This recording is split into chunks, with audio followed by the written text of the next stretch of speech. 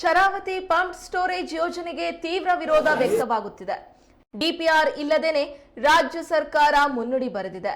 10,000 ಕೋಟಿ ವೆಚ್ಚದಲ್ಲಿ ಯೋಜನೆ ಕೈಗೆತ್ತಿಕೊಳ್ಳದಾಗಿ ಬಜೆಟ್ನಲ್ಲೂ ಕೂಡ ಹೇಳಿದೆ. ಇದುವೇ ಮಲೆನಾಡಿನ ಪರಿಸರವಾದಿಗಳ ಕೆಂಗಣಿಗೆ ಗುರಿಯಾಗಿದೆ.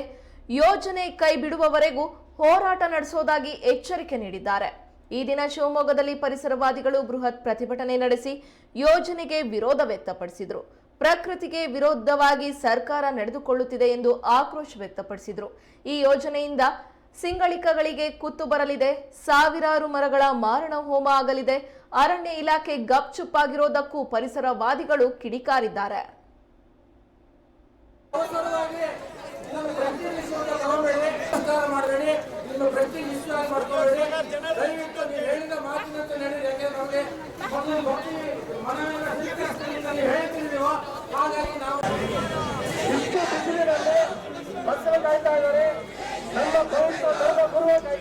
ದಯವಿಟ್ಟು ಬಿಸಿಲಿನಲ್ಲಿ ಕಾಯ್ತಾ ಇದ್ದಾರೆ ನೋಡಿ, ಯಾರು ತಲೆ ಹೆಣ್ಮಕ್ಳು ನೀರಿನ ಅಭಾವವಾಗಿ ಕಲೆಕ್ಟರು ಜಿಲ್ಲಾಧಿಕಾರಿಗಳು ಇಲ್ಲಿಗೆ ಬರಲೇಬೇಕು. ಜಿಲ್ಲಾಧಿಕಾರಿಗಳು ಯಾತಕ್ಕಾಗಿ ಹೋರಾಟ, ಯಾತಕ್ಕಾಗಿ ಹೋರಾಟ, ಭಾರತ್ ಮಾತಾ ಕಿ, ಭಾರತ್ ಮಾತಾ ಕಿ, ಭಾರತ್ ಮಾತಾ ಕಿ.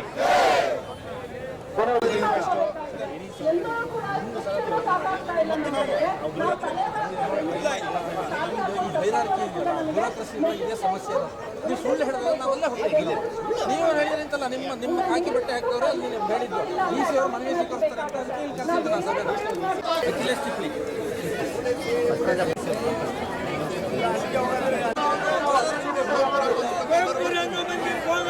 ನಾನು ಸಭೆ ಕಾರ್ಯ ಮಾಡ್ತಾರೆ. ನಮ್ಮ ಸೇವೆ ಮಾಡ್ಲಿಕ್ಕೆ ಇರ್ತಕ್ಕಂಥವ್ರು ಇವತ್ತಿನ ಶರಾವತಿ ನದಿ ಉಳಿಸಿ ಹೋರಾಟ ಒಕ್ಕೂಟದಿಂದ ಹಮ್ಮಿಕೊಂಡಿರ್ತಕ್ಕಂಥ ಪ್ರತಿಭಟನೆ ಮತ್ತು ಬಹಿರಂಗ ಸಭೆ ಬಹಳ ಯಶಸ್ವಿಯಾಗಿ ನಡೆದಿದೆ.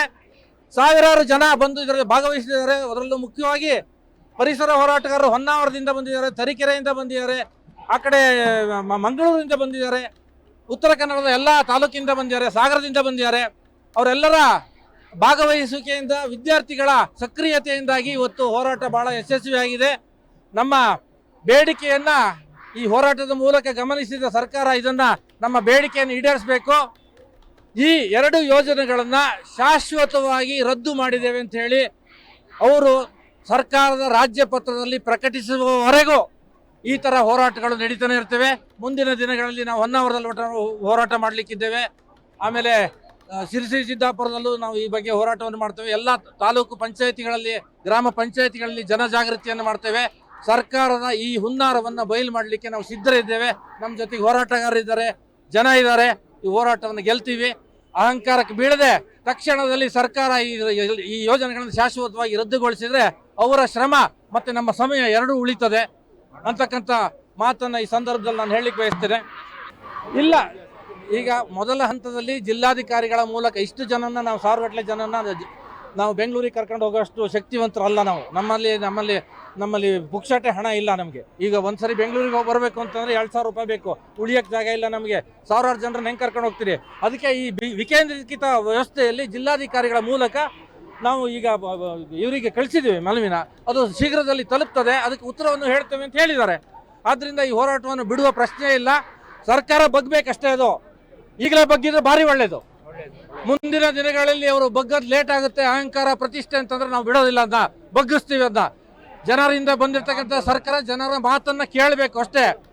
ಪ್ರಜಾಪ್ರಭುತ್ವ ಅಂದ್ರೆ ಏನರ್ಥ? ಜನರ ಮಾತನ್ನು ಕೇಳಬೇಕು. ಅವರು ಜನರ ಆಶೋತ್ತರಗಳನ್ನ ಯಾರು ಬೇಕು ಅಂತ ಹೇಳಿದ್ರೆ ಪಂಪ್ ಸ್ಟೋರೇಜ್ ಯೋಜನೆಯನ್ನು ಇಲ್ಲಿ ಶರಾವತಿ ಕೊಡಲು ಮಾಡಿ ಅಂತ ಅರ್ಜಿ ಕೊಟ್ಟಿದ್ವು ನಾವು. ಇವರೇ ಕಳ್ಳರು ಚುನಾವಣಾ ಬಾಟಲ್ಲಿ ದುಡ್ಡು ತಗೊಂಡು ಅವರಿಗೆ ಕಂಪನಿಗೆ ಅನುಕೂಲ ಮಾಡಿಕೊಡ್ಲಿಕ್ಕೆ ಮಾಡಿದಲ್ವ ಇದು?